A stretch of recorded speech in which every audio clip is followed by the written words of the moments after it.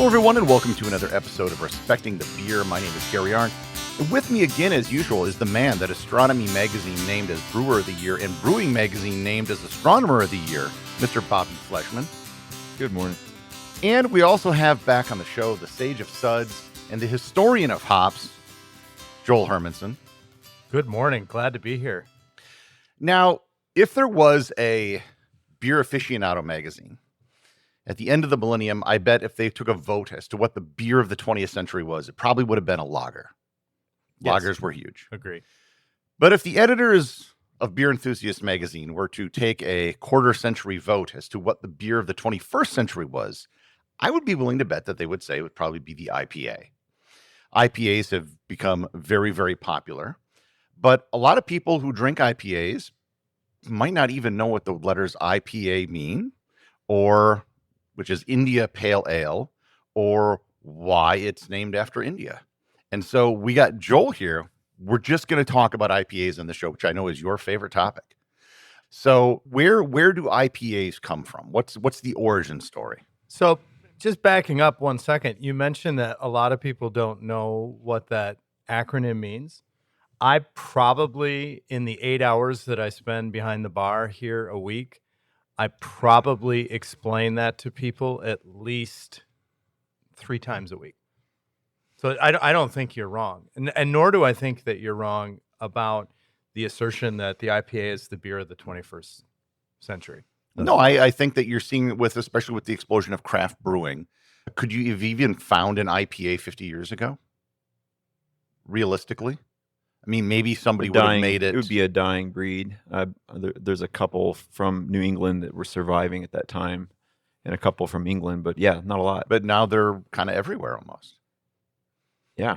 And it's such a broad category. To call it the beer of this century would be like saying that car is the best vehicle of the century. Car is very broad, right? Yeah, and It was. Anyway, so back to your question. So to provide this beer a bit of historical context, we need to go back to the 1750s, which is when the style was utilized out of necessity. The British had conquered India in 1757, and India was different from a number of the British colonies in that it was a settler colony. So a lot of British people migrated to India, to fulfill roles in the British military, in the administration of the Indian state under the British, to take a leadership role in the British East India Company, et cetera. So there were literally tens of thousands, if not hundreds of thousands by their high point, of British people living in India. Well, I don't think we need to explain that British people love beer. So they were trying to bring beer to India because brewing beer in India in a tropical environment, of which most of India is, that's just not an option. So they had to bring it 12,000 We should miles. say this is pre-refrigeration, Absolutely. pre-mechanization, all that stuff. Yes. So brewing beer, not a candidate for the geography of India. So We're talking early 1700s. Yep, 1750s. Yeah, Not an option. So they started to bring beer to the people of India, the British living in India. And this is more than 12,000 miles. This is before the Suez Canal. So if you're envisioning a map, you have to start all the way up in the northern reaches of Europe. You have to go down through the Atlantic, down around the Cape in Africa, into the Indian Ocean, and then hopefully you caught the trade wind at the right time. Otherwise, you're going to be stuck there for a while because of the monsoon trade winds. Then you arrive in India. So this journey would take anywhere from 6 to 9 months to do this, and would have been very difficult for a person. But to bring beer there, and I'm just going to describe the conditions a little bit, and then I'm going to turn it over to Bobby to see what he thinks this beer would have tasted like. So the beer is put in what's called a hogshead, which is an enormous cask. And it would be about 50 to 60 gallon in size. Okay. And it's probably a porter, perhaps a pale ale. Over our shoulders, we're looking at barrels that are of that size. Yep. So it's put in this enormous barrel, and it is experiencing, a lot of temperature changes because When it leaves England, the water in the North Atlantic is 50-some degrees.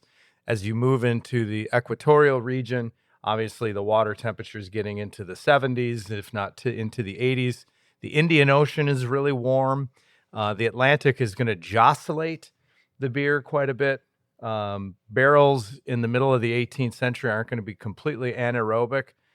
So after a 9-month journey, Bobby, take it over. What are we looking at as far as a taste? What is Right. this? I think right off the bat, there's something we have to say that they learned very quickly that through those conditions that a beer would recarbonate in barrel. That they would think it was otherwise completed. They would put it into an oak barrel, send it on its way, and then it would explode mid-journey because it's fermenting and becoming more carbonated than the staves and the hoops would be able to hold back. And they'd have explosions. So what they learned was they would actually have 6-month-old beer going into barrel before it ever left England. That was a lesson they learned way back. And the other thing was that they didn't have the science of microbiology at their disposal, and so they didn't have modern hygienic techniques. So they were repropagating natural yeast, which we now call Brettanomyces. And if anyone knows how to break down those words, Brett refers to British, and myces refers to fungus, which a yeast is. So we work with Brettanomyces these days deliberately, but in those times it made it into everything, wines and beer alike. And the Brett, the cool thing about Brett is, or not cool thing depending on your intention, the Brett will consume all of the sugar available to it. And that's a good thing, because if there are other, like say more acetic acid producing bacteria downstream, they won't have anything to consume. So they were sort of inadvertently making something that was stable, even before we get into the conversation on hops. So that was how they prepped their beer. They fermented with Brett, intentionally or otherwise, and then they let it completely age out before they threw it on the ship. That said, yes, these barrels were not airtight. Oxygen made its way in, and in nature, things tend to oxidize. And when they do, they can be pleasant or not, depending on how our olfactory and our own memory system has taught us to react. So when it would make it to the islands, I'm expecting a couple of things. The grain that they use was all smoked at this time, because they direct fire kilned all of the malts. So it would have carried with it a smoky note, but that's irrelevant of the journey. But what it would have picked up on the journey would have been, so papery aspects could show up from oxidation. Again, high attenuation, and that word means dryness. Very highly dried out, because it would have been dried out prior to avoid the explosion, but even furthermore throughout the journey, because you're continuing to jostle and bring in oxygen and keep the Brett, whatever viability is remaining with these Brett, they're able to consume whatever is left, and they get the driest version of what we would call an IPA at those in modern times.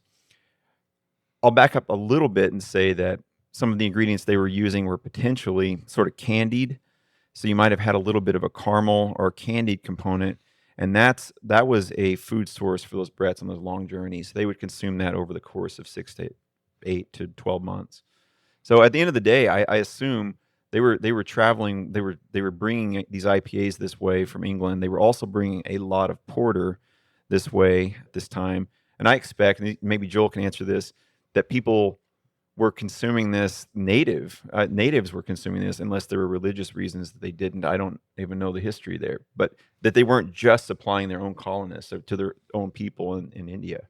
Well, I think initially they were probably just providing for the British, but over time, I think it extended to the people of India as well. And just as a side note, I think this is the reason why the British Navy relied on rum as their primary drink. Right. Is that it was much easier to store, and then they would just mix it with water to create grog, and a lot less hassle to deal with than dealing with beer. Right. Makes sense. So I think to conclude the scientific analysis of what you mentioned, the beer that they experienced after that 9-month journey was probably not particularly good.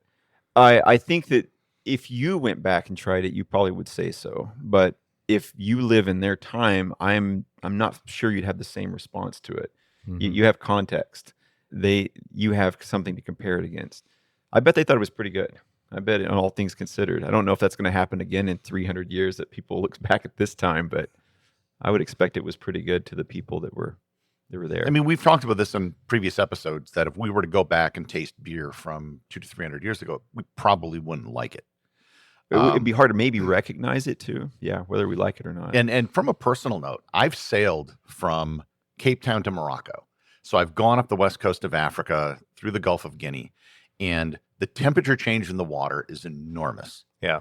That along from say Namibia up through there, the water is very cold. It's coming up from Antarctica. And then as you go through the Gulf of Guinea, it becomes very, very warm. And the ship we were on was designed for polar regions. And it was doing its annual or biannual move from north to south. And when we were in West Africa, the ship became incredibly hot. And I could just imagine, like it would be, I'm guessing that below deck even on a wooden ship, it would be in the 90s. Right. And that wood is breathing. Yeah. And so you're going from cold temperatures to very warm temperatures. Then as you're going down the west coast of Africa, cold temperatures again. Then you go back up the east coast of Africa. That's when you hit the warm waters coming down. That warms up again. And so, yeah, I can totally see how you're going to have problems with temperature. Right. Well, and when you consider, the modern brewing process, we want an anaerobic environment. We want a consistent temperature. We want, all of these things that are required to keep the yeast stable and doing their work. And this journey, is something that was very, very hard on beer. So they ultimately made a decision in the 1760s to really increase the alcohol that was available to the beer and to increase the hops, because by driving up the ABVs and increasing the IBUs, the International Bitterness Unit. Now I don't think they used the phrase IBU. That's a 20th century phenomenon. But they knew pounds of hops per barrel. Right. And they correlated that too. Right. And as we've talked about on this show, hops had been used as a preservative agent really since the 12th century with Hildegard of Bingham. So the decision was made to kind of amp up the hops, to amp up the alcohol so that the beer would have a better chance of arriving in India, staving off the bacteria. Right. Being more pleasant. Because the other thing you have to realize, the people that are moving to India are executives within the British East India Company. They are high-ranking military officials within the British Navy. We're not, moving, people from industrial England at that point, who are maybe living at the bottom of the English universe. These are significant people. They're gentry, and they have, significant taste palates, and they have, desires to have the best things. And for better or for worse, this is a food safe version of water, right? I mean, it's not contaminated with anything that might kill you. So people were able, as a luxury, to drink beer for that reason too. Yeah. And then this kind of coincided with something in the 1770s when the British started to use a particular style of Coke to heat the malt in the malting process that didn't produce smoke. So that smoky flavor that you're talking about, a smoke, and I'll just be very honest, I do not like Rauch beers at all. The idea of smoke to me is an off flavor in beer. But if I were to have a Rauch style, a porter would probably be more appropriate. If you added that to a pale ale or an IPA, to me that would just really not hit it. Phenols from the smoke that can very much clash. Mm-hmm. Right. So when they started to use that type of Coke and they cleaned up the malting process, making the malts crisper, lighter. This is the introduction of these hops, the introduction of a higher ABV environment made a great deal of sense. And this is the introduction of the marketing term pale ale. Pale ale, right? Yes. We talk about hazy IPA today. And if you haven't heard of hazy, you haven't come out of your house in the last 10 years. But hazy today, it has circled the globe so quickly. It probably circled the globe in 2 weeks. But back in those times, it took a few years, but eventually IPA, pale ale, became the standard of brewing. If you could have a beer that was see-throughable, it said something about the brewer and your choice. Yeah. Now you brew 2 beers in this style, and I want to kind of pivot to touch on. We probably brew 20 different, right? But yeah, I know where we're going. Two primary Yeah. Beers that really hit. Before we get too far, I did want to say one thing about the ABV of these beers. They would go into barrel at such ABV, and then en route, they would actually evaporate the water off and become stronger at the end of the journey. I don't know the numbers, probably a couple % higher than when they went. Science nerds out there will know something. Chemistry nerds will know a term, azeotrope. And if Allison were sitting to my right, she would explain it. But the phenomenon refers to if you have a glass of water and a glass of alcohol on the table, the waters will not evaporate as fast as will the alcohol. But if you combine the two at a certain percentage, there's an interaction between the alcohol and the water molecules that prevents the alcohol from evaporating away. And that's what happens in those barrels. So that's a side note left for Allison to explain at some point. But there you have to have an episode on that chemical phenomenon. Right. It's pretty fascinating. Yeah. All right. So here you go. I didn't mean to interrupt. No. Yeah. So you brew in a number of these styles, but you have 2 flagships here that kind of look back to that 19th century style. And this feels like a good opportunity to talk a little bit about your work and the products that we have here at McFleshman's. Can you talk really quickly about the MSB and tall mast, which seem to harken back to that 19th, late 18th, early 19th century in British brewing? Yeah. So they are admittedly, as you said, they're like late 18th, early 19th century inspired, whereas we've been talking a little bit about mid 1750s. So I'm talking early 1900s and late 1800s. So late 19th century is what I'm thinking about when we build MSB and tall mast. The reason I say that is because there's absolutely no thought of adding smoked malts into it, number one. And we are adding some modern kiln malts into those, modern in the sense that they're 150 years old in their origins. We're adding some caramel malts, crystal malts actually, like the British use. Those are some candied kind of flavors you can coax out if you have a control over your kilning process. I don't know how much we've talked about the malting process and the kilning process, but just a quick review is that you take a grain out of the field, and if it is not dormant, you can add water to it. It will undergo germination, and then through that you can arrest that germination process, whereby it's been softening and becoming more able to turn into beer. You arrest the process mid-stride, otherwise it'll consume all of its sugar and grow a plant. And then what you do after that is what really makes your signature flavors if you're a maltster. So you can take it and just dry it lightly. You can make what are known as Pilsner malts, pale malts, 2-row malts, or you can increase the temperature on that throughout that process. You can make higher kiln, what they're called kiln malts, where you're adding heat, more and more heat at higher and higher temperatures for longer amounts of time. You can make all kinds of stuff with that. So my point being is that a lot of that technology didn't exist until somewhere around 1870, 1880.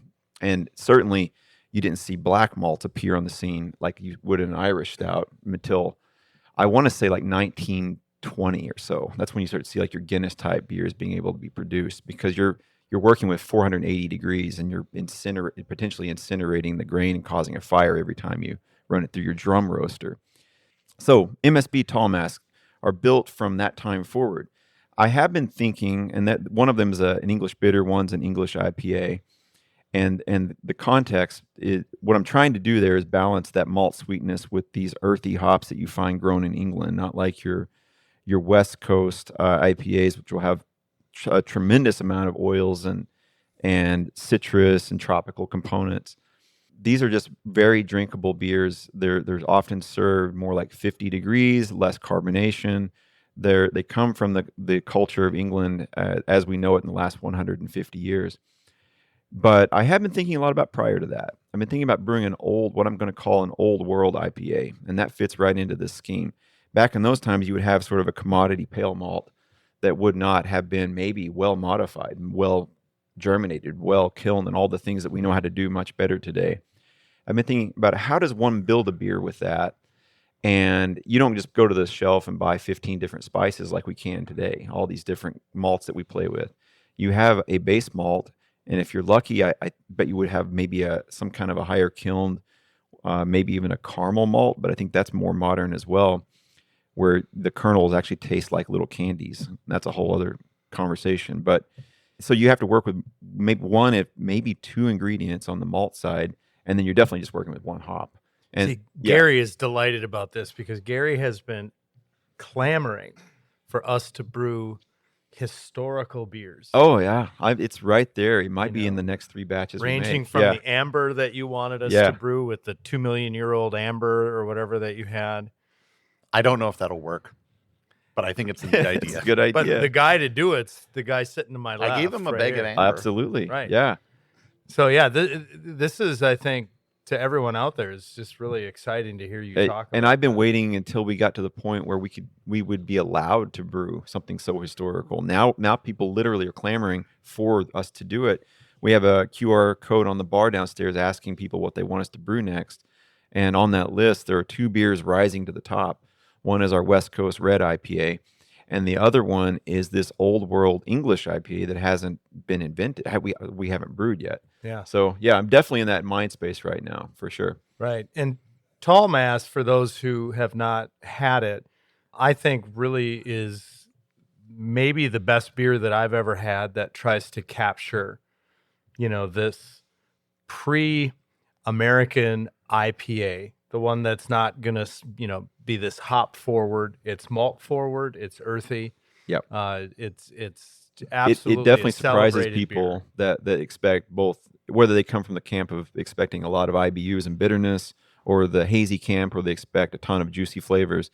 Neither of those people will be expecting what they get when they get a Tall Mass. It's a different beer. Yeah. And 99 times out of 100, they're also not going to be disappointed either. Right. But there is that, okay, I got to just take my my preconceptions and put them aside. Right. Mm-hmm. The other thing that I wanted to talk a little bit about, because this does change the dynamic a little bit, and I think we would be making a mistake if we didn't mention the fact that in the 1850s and 60s, kind of around the time of some of these innovations that are happening, the rotating drum, using Coke to produce paler malts, at that time is also when the Suez Canal is completed. And I think just even looking at the statistics, 12,000 miles and a 6 to 9 month journey is all of a sudden now being shortened to just under 7,000 miles and about 3.5 to 5 months.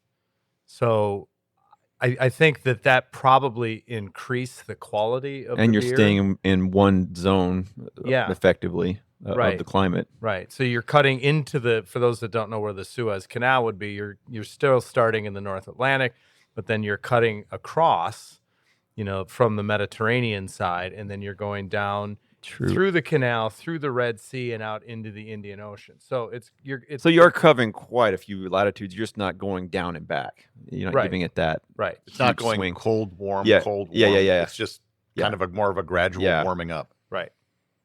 And we should also point out that our friend, the IPA, was interrupted for a time period.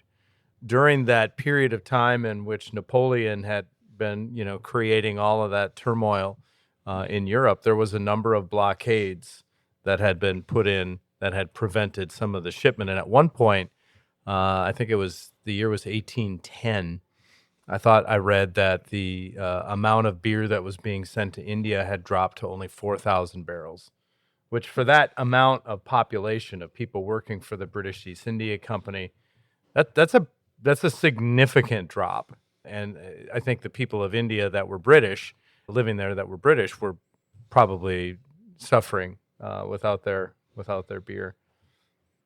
So I looked down. Did you say what replaced it?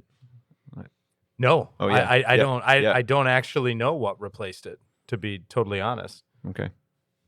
I don't think I would imagine wine. I'd say gin. Gin? That'd be my guess. Or something to that extent that would be more compact in terms of alcohol. Yeah. And possibly something they could make there.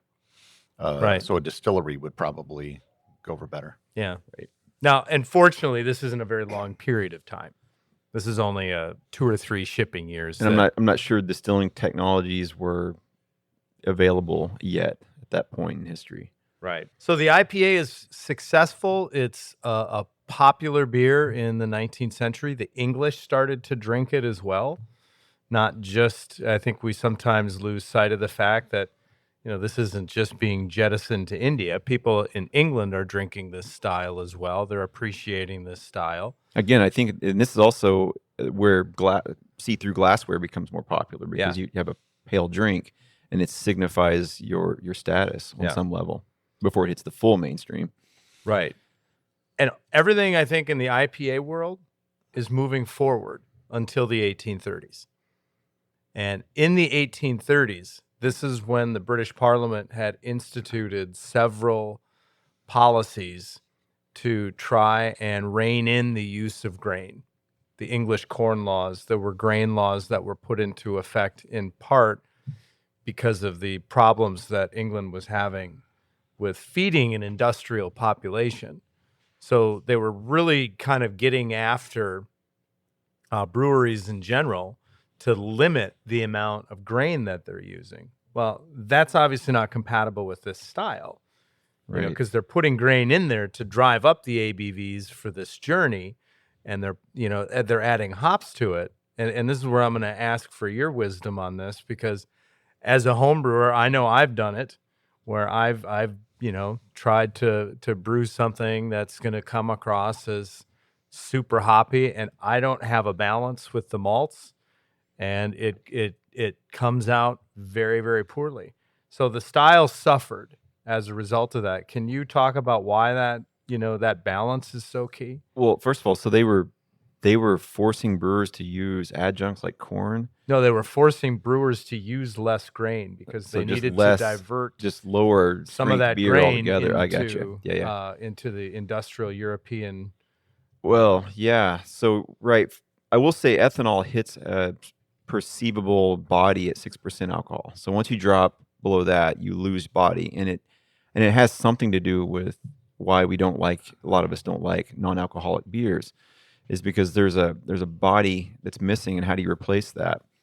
So actually, we have an IPA, a non-alcoholic IPA that's done really well for us, and I've been thinking about this malt hop balance in the context of lower alcohol, 0 alcohol, and you got to replace it, and you don't want it to be a sweet, cloying bomb. So you have to figure out where that line is. They may not have had, like I said, that control, because if they have bacteria and yeast that are running rampant until microbiology and cleaning techniques were developed, it's all going to dry out, and it's not going to have any body. You're going to have whatever hops were in there.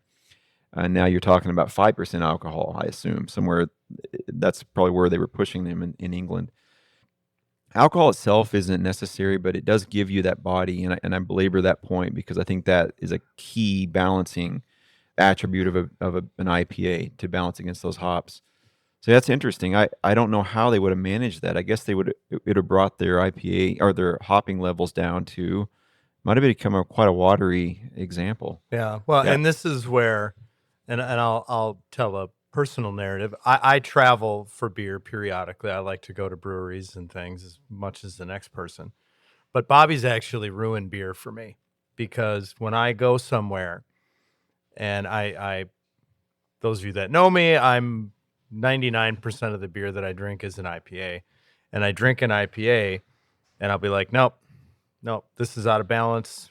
It's not 547, and I have a really hard time appreciating these other beers because of the masterful work you do, and then it has kind of impacted the rest of my beer experience. I've given Vinny Chilorzo of Russian River a lot of credit for this.